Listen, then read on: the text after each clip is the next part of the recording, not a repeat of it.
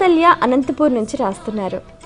శివలింగానికి అభిషేకం చేస్తే కలిగే ఫలితం ఏమిటి వివరించండి అంటూ రాస్తున్నారు. శివలింగం అంటూ ఉన్నాక ముఖ్యంగా చేయవలసింది అభిషేకం. ఆయనకి అభిషేకం ఇష్టం. అలంకార ప్రియో విష్ణు అభిషేక ప్రియ శివ. ఆయన అభిషేక ప్రియుడు కాబట్టి అందువల్లనే మాదయ్య గారి మల్లన అని చెప్పి ఆయన ఓ పద్యం చెప్తాడు. నీలకంఠుని శిరసుపై నీళ్లు చల్లి పత్తిరి సుమంత నెవ్వడు పారబయిచు కామధేనువు వానింటి గాడి పసరము అల్ల సురశాకి వానింటి మల్లె చెట్టు అంటాడు ఆయన. నీలకంఠుని శిరస్సుపై నీళ్లు చల్లి అభిషేకించి అని కూడా చెప్పలేదు. ఆయన నెత్తిన ఏ రూపంలో నీళ్లు పోసినా అలా నీళ్లు పోస్తే పత్తిరి సుమంత నెవ్వడు పారవైచు.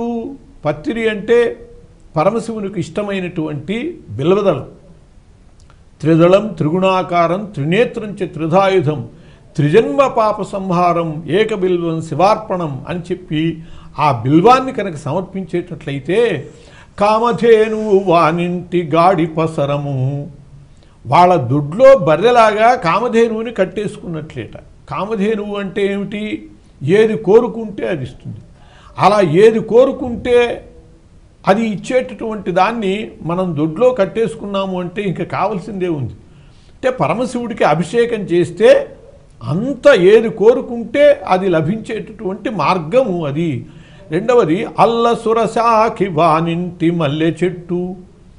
సురశాఖి అంటే కల్పవృక్షము వాడి దొడ్లో మల్లె చెట్టులాగా పాతుకున్నట్లేట. ఎప్పుడు ఏది కావాలనుకుంటే అది మన దొడ్లో చెట్టు ఉంటే ఏది కావాల్స్తే అది మనం సాధించుకోగలము కల్పవృక్షం ఉంటే. అట్లా పరమశివునికి అభిషేకం చేసి మారేడు దళము సమర్పించటము అంటే అలా సమస్తములైనటువంటి ప్రయోజనాల్ని సాధించుకోవటమే అని చెప్పి ఆ కవి చెప్పినట్లుగా అభిషేకం వల్ల సమస్తములైనటువంటి ప్రయోజనాలు చేకూరుతాయి. అందులో కూడా ఒక్కొక్క ద్రవ్యముతో అభిషేకం చేయటం వల్ల ఒక్కొక్క ప్రయోజనం చేకూరుతుందని కూడా శాస్త్రం చెప్పింది. అభిషేకము గంగాజలంతో చేయటం, మామూలు నీళ్లతో అభిషేకం చేయటమే కాదు, విశేషంగా పాలతో క్షీరాభిషేకోస్తు క్షీరముతో అభిషేకం చేయటం, దధితో ఆవు పాలు ఆవు పెరుగు, పెరుగుతో అంటే పాలతో అంటే ఆవు పాలతో ఆవు పెరుగుతోనే చెయ్యాలి పరమశివునకు. ఆ ఆవు కూడా నాటు ఆవు పాలతో అభిషేకం చేయాలి, జెర్సీ ఆవు పాలతో కాదు. ఏదో గ్రంథంలో చెప్పబడ్డది జెర్సీ అంటే పందితో క్రాసుట.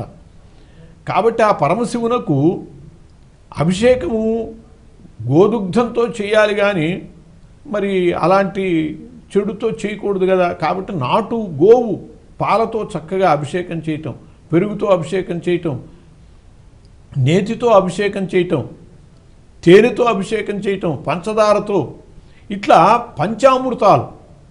పంచామృత అభిషేకం చేసేటట్లయితే చాలా సంతోషిస్తాడు. ఆ అభిషేకం కూడా నమక చమకాలతో అభిషేకం చేసేటట్లయితే నమస్సంభవే చ మయోభవే చ అంటూ చక్కగా నమకము చమకము చెప్పి అభిషేకం చేసేటట్లయితే ద్రవ్యమే దాన్ని బట్టి ఫలితాలు ఉంటాయి, మంత్రము దాన్ని బట్టి ఫలితాలు ఉంటాయి.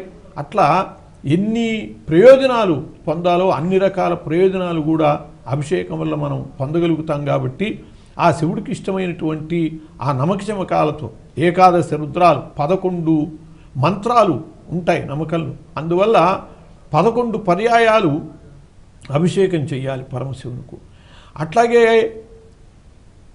మన్యు సూక్తం కూడా, మన్యు దేవత అంటే ఈశ్వరుడే, మన్యు సూక్తంతో అభిషేకం చేయటం కూడా ఆయనకి ఇష్టమే. మన్యు సూక్తం 14 రుక్కులతో ఉంటుంది.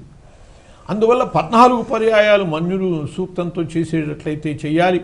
అట్లా శాస్త్రోక్తమైనటువంటి విధానంతో వైదికమైనటువంటి మంత్రాలతో అభిషేకం చేసేటట్లయితే మనకి ఏది కావాల్స్తే అది చేకూరుతుంది. కాబట్టి అభిషేకం వల్ల అన్ని రకాల ప్రయోజనాలు మనం పొందవచ్చు.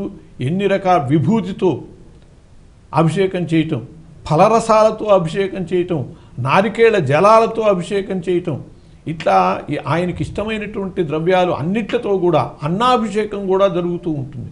ముఖ్యంగా ఆర్ద్రా నక్షత్రం, ఆయన పుట్టినటువంటిది ఆర్ద్రా నక్షత్రంలో పుట్టాడని చెప్పి ఆర్ద్రోత్సవంలో అన్నంతో అభిషేకం చేసేటటువంటి పద్ధతి కూడా ఉన్నది.